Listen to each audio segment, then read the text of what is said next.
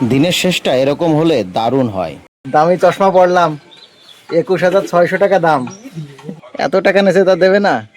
তুই যে কি ধামাকা দিলি, এটাও পরে দেখতে হবে। বৃষ্টিতে ভিজে শেষ পর্যন্ত পৌঁছে গেলাম মাঝদিয়ার রথের মেলায়। তারপর যা হলো।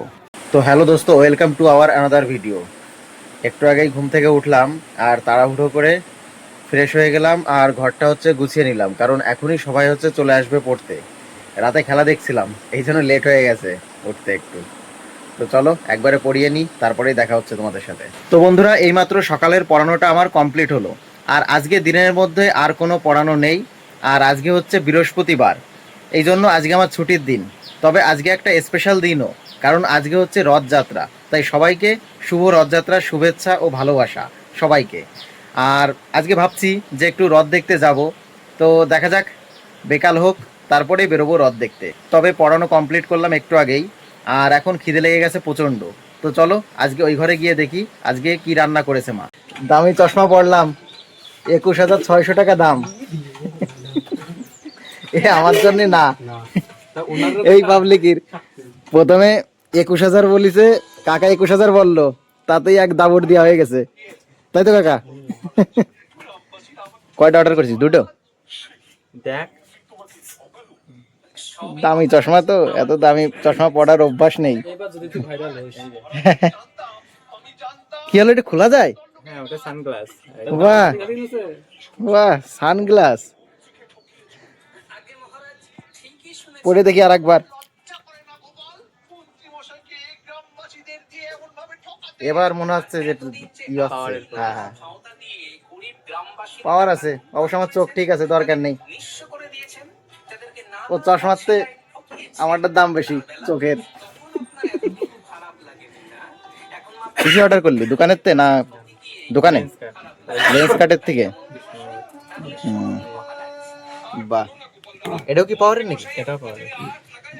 তো লেন্স কার্টের দোকানে তো কি এটা ব্লু এটা টেস্ট করে দিয়েছে। হ্যাঁ হ্যাঁ, ভালো সুন্দর লাগতেছে দেখতে।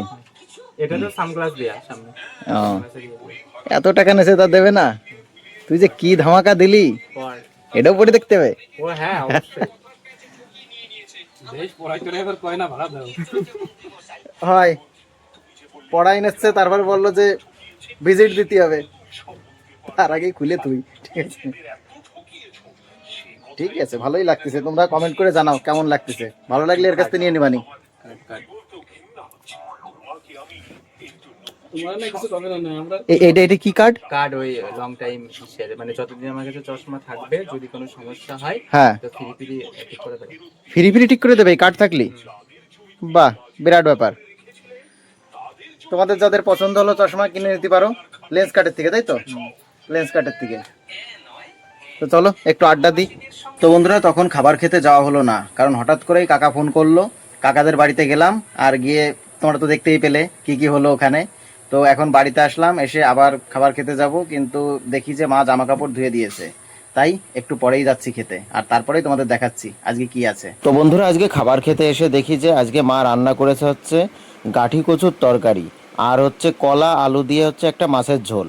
তবে এই গাঠি কচু বা এখানে কচুরমুখীও বলে, এই কচুরমুখীটা খুব সুন্দর লাগে খেতে। এটা আমার খুব পছন্দের খাবার। তোমাদের কার কার ভালো লাগে তোমরা অবশ্যই কমেন্ট করে জানাবে। তো বন্ধুরা, আর কথা না বাড়িয়ে খাওয়া দাওয়াটা কমপ্লিট করে নিই, আর তারপরেই দেখা হচ্ছে তোমাদের সাথে। রথের মেলায়, রথের মেলায় তো যাবো, কিন্তু মেঘ করেছে তো বিরাট। তুমি যাবা? বৃষ্টি আছে না? হ্যাঁ, কিরম মেঘ হইছে, ঝর্ণা চলে আইছে। হাই, সদর রথ আজকে হ্যাঁ, বৃষ্টি শুরু হয়ে গেল। হ্যাঁ। উল্টো রথে কি হবে তার ঠিক নেই। আজকে সদর রথ। সদর রথ আজকে, আর আজকে বৃষ্টি শুরু হয়ে গেছে। মানে হয়নি এখনো, হবে। সিটে উঠা করে পড়তেছে একের পর এক।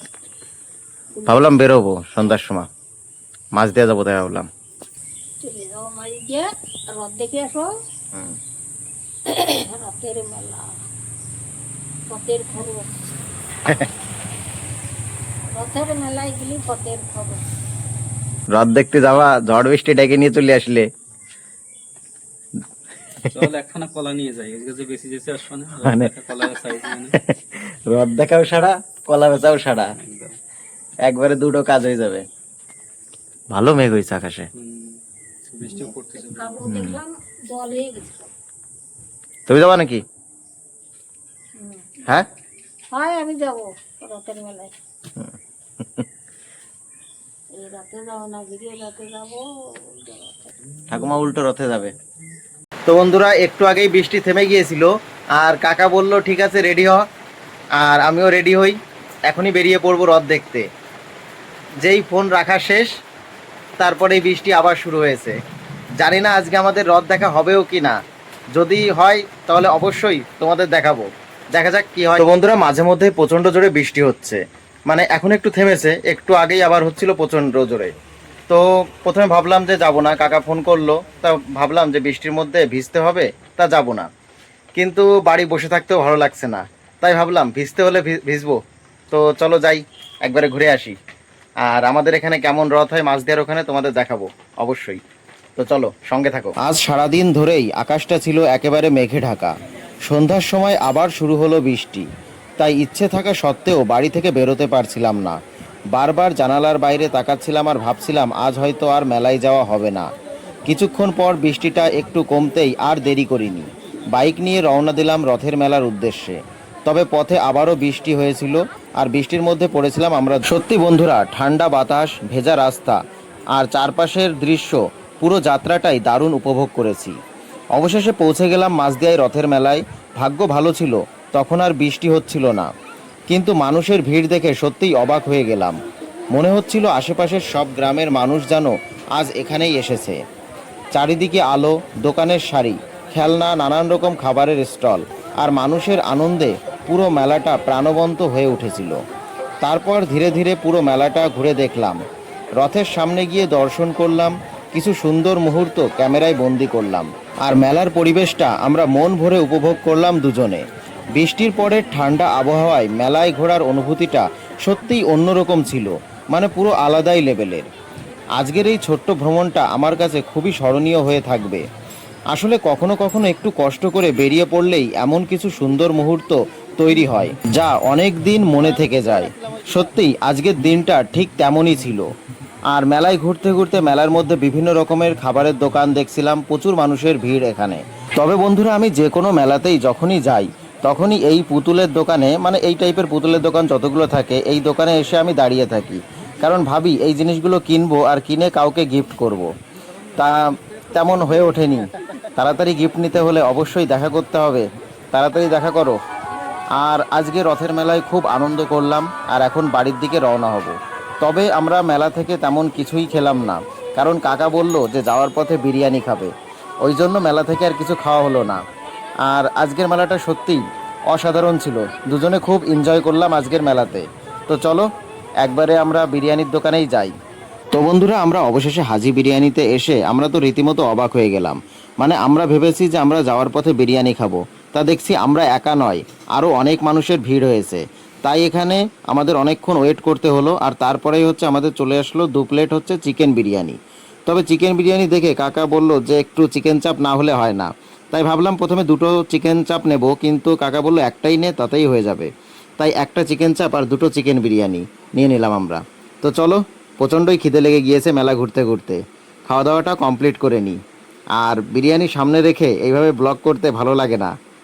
তো বন্ধুরা, আমরা মেলা ঘুরে একদম চলে আসলাম বাড়ি। আর এই ভিডিওটা আর বড় করছি না, ভিডিওটা এখানেই শেষ করছি। ভিডিওটা যদি তোমাদের ভালো লেগে থাকে তাহলে অবশ্যই লাইক, কমেন্ট, শেয়ার করো। আর হ্যাঁ, চ্যানেলে যদি নতুন হয়ে থাকো তাহলে অবশ্যই সাবস্ক্রাইব করে পাশে থেকো। তো আজকের মতো টাটা, বাই বাই।